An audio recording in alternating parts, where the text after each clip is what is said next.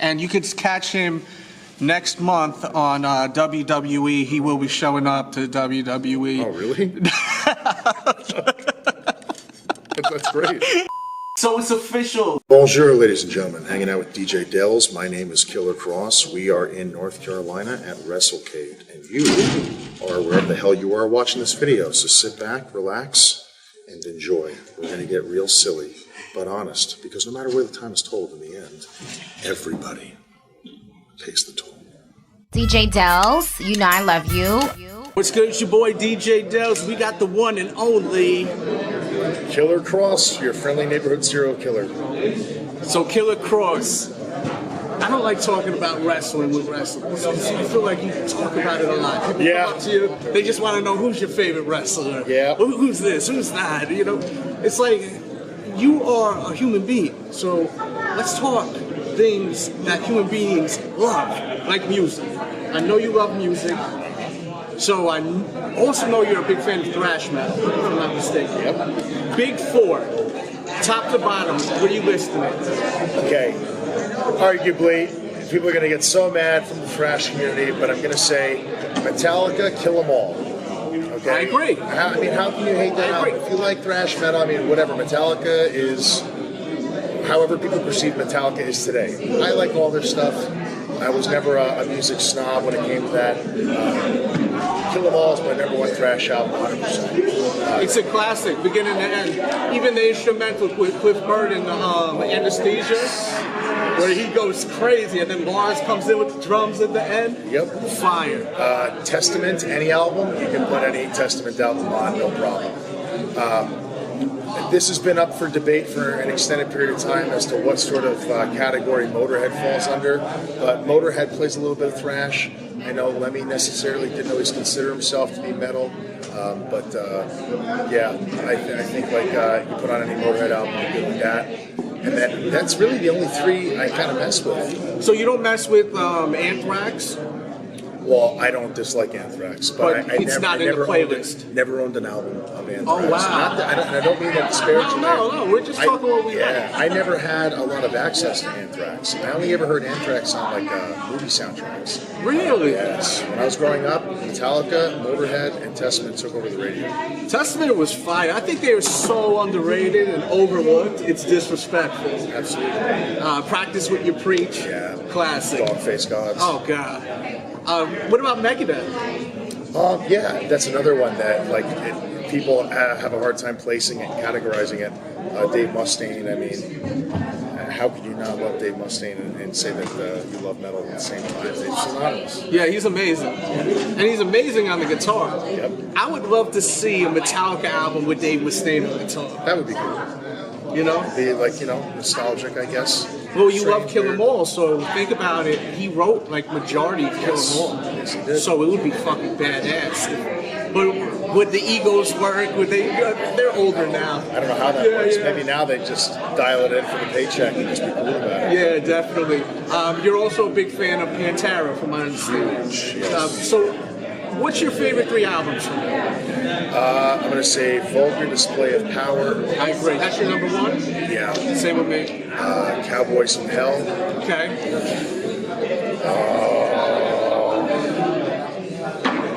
Curious to hear the third one.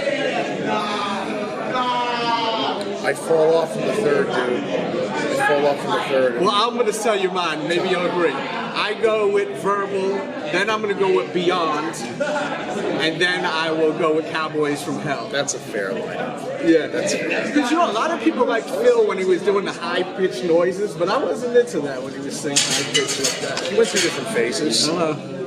I got constitutional rights! Yeah, some of the songs I didn't mind him going high with it, like Cemetery Gates. I thought it was good. Yeah. Like especially when Diamond was hitting the high notes toward the end of it, and then he would harmonize with it. I thought that was really dope. Yeah, man, it was awesome. It was awesome. So you're into comic books. How do you feel about the Marvel movies, like in general, compared to the comic books you read as a kid? I really like them because, to be honest, I kind of fell off the wagon with all comics around 96, 97. Not for any particular reason. I just think that my life just kind of went in a different direction where my time was preoccupied, my imagination was elsewhere in different places. But I did grow up on comics. So I think all the new movies that are out right now, Marvel-wise and DC-wise, are awesome. And I enjoy them because I actually know those narratives. Because those narratives were the comics that I read when I was little. Yeah. And I remember always telling my friends, I was like, could you imagine if this was a movie, how amazing this would be? And like, oh, you know, special effects, it never happened, right? Never happened. And then exactly. like, grow up, full-grown man, and those movies are out. And it's like, I think they've done such a good job. Yeah, they're a little bit different from the comics, but whatever. Like, I mean, the essence of it is still all there. And I thought the whole Infinity series was Infinity Wars and then Endgame. Yeah. I loved Endgame too. I thought it was great. Yep. I mean, with the politics and all of the licensing that they had to work with, I think all things considered, they did an excellent job in comparison to how the comic actually played out. Mm-hmm. There were certain people that weren't there, like Wolverine wasn't in it, Adam Warlock wasn't in it. You know, some people, died differently and whatnot. But overall, like I think the general essence of the story was completed. You know? No, I agree with you. The finish of the movie with Iron Man was very powerful. So yeah, I felt that shit. Yeah, me too, dude. I really did. I sat there unexpectedly. I was like, wow. Like, it hit the chest. It did. Like, it did. Yeah, and I'm not trying to like tough guy. But yeah. That movie was really excellently done. You talk about a masterful film. You walk into a movie theater and you know it's not real. Mm-hmm. You know how movies are done. You watch behind the scenes. You walk in there and then a movie sometimes is so good that it just takes you into what it is showing you, and you forget about all that, and then you're a part of it. There's not a lot of people in the world that can do that. Yeah, your imagination's running wild while you're seeing this visual thing going on, and you're just used to back in the days you're a kid reading the comic books, and to see it all come into life is amazing. You know, the only thing that I hate about it is the fact that are we going to get another Iron Man movie? I mean, you know. It's fiction. I mean, if the story is good enough, they can find a way to rewrite them in. Yeah, they can bring anything back if they want to. Did you see the Joker movie? Yes. I mean, I'm sure you did. But loved it. How do you feel about them doing a sequel? Well, I mean, we'll find out. I mean, I don't want to say that they shouldn't. And who the hell am I? Yeah, of course. But you know, just talking as people that just enjoy film. If it's the same writers and it's the same cast, I think they'll be fine. Yeah. Because they will protect this. Exactly. They will not allow this movie to become a franchise, shitbag, sort of, pump this movie out for merchandise. I mean, they will merchandise the film, but I just mean, sometimes the production studios wind up taking the scripts for really amazing films, and they send it in so many different directions that it's not even the same film as when they initially had the original script.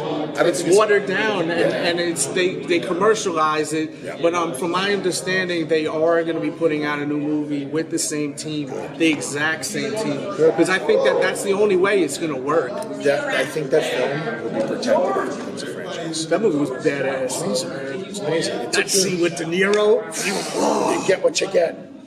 It just felt real. It did. It had a lot of elements that felt very real. They managed to capture the essence of human suffering in that film, and it was so funny. Mental illness, and the thing that I liked is he was trying to get help, and they cut his insurance, or they shut down the place, something like that, and then he couldn't get. He was like, "Where am I going to get my medicine?" Yeah. He couldn't get the medicine to get the help, and that just threw him over the edge. Yes. It's really interesting, like the way they did this film. This was not like a typical Hollywood formula, as most people will notice that were really into the film. Like, for instance, it's really actually, in my opinion, it's impossible to stereotype or replace the Arthur Fleck character because you can't absolve him of the things he did wrong because he was mentally ill.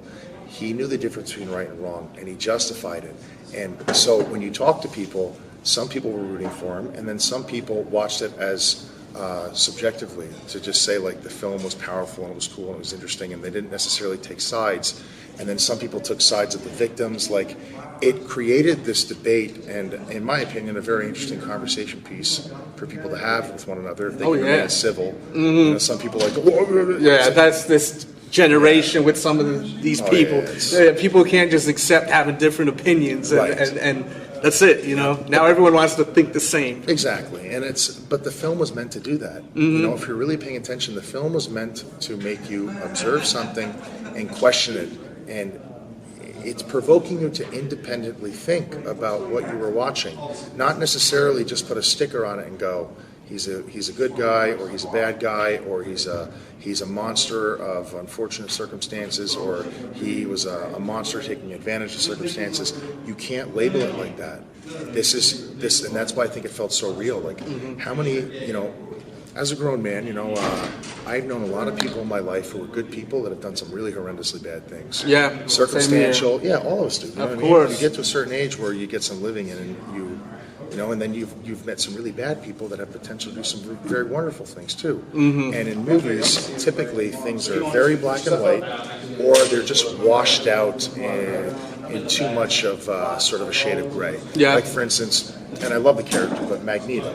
Oh, Magneto in yeah. the Marvel films, he's like a villain that you kind of love. You do. He has a likable presence to him. And what he does has been justified through the concentration camps, right? That's like your Hollywood shade of gray, where you might find yourself rooting for him.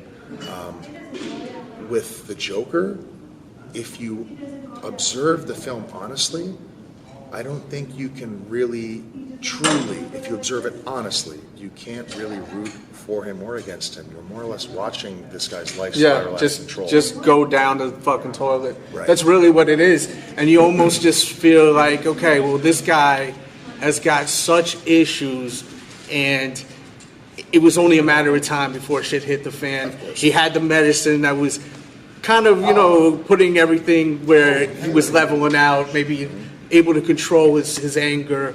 But then when he lost that, plus all the frustrations from even the first time when he got jumped in the beginning of the movie, when he's holding the sign. He's just tormented. Yeah, and he's just dealing with constant shit. It's like, it seemed like, when you have a bad day and everything is just fucked up all the time. But then you tell yourself, you know what, tomorrow's going to be a better day. And it usually is. But for him, no way. I mean, but he also was dumb as a fucking rock, too. Sure. Like, when he was dancing with the gun and the gun drops. He's naive. He's childish. Yeah. Very naive and childish. You hit the nail on the head with it. But it's a fascinating movie because a lot of people think, is this all real? Like, was this whole movie even real? What was real? What was not? Like when he's obsessed with that girl. Because he's the narrator. Yeah. And he has hypothetically, he's suffering from some sort of level of psychosis where he's not entirely sure of what is accurate even in his own life. Yeah. He has these escapes into his own imagination, and it was interesting the way they did the film. I loved it. It was a masterpiece. Really, it was really awesome. Oh yeah. Well, thank you for your time, man. I appreciate you. My pleasure. Can you tell the people where to check you out? Yes, at your nearest available mental institute. I'm going on tour. I'm going to visit all of them. KillerKross.com with a K, K-R-O-S-S, has all my social media attached. It also has my YouTube channel, and I've been chronologically and categorically chronicling my career from the very beginning over the last 5 years. The very beginning of Kevin Kross and how Kevin Kross became Killer Kross. All of that is attached to my site, completely free. The only thing that's not free is the merch, which is also on ProWrestlingTees.com. And support what he does.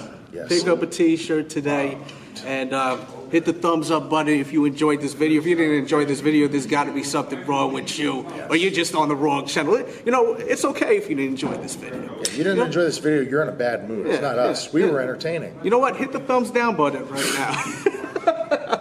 Put shit emojis in the comments. Knock yourself out, all right?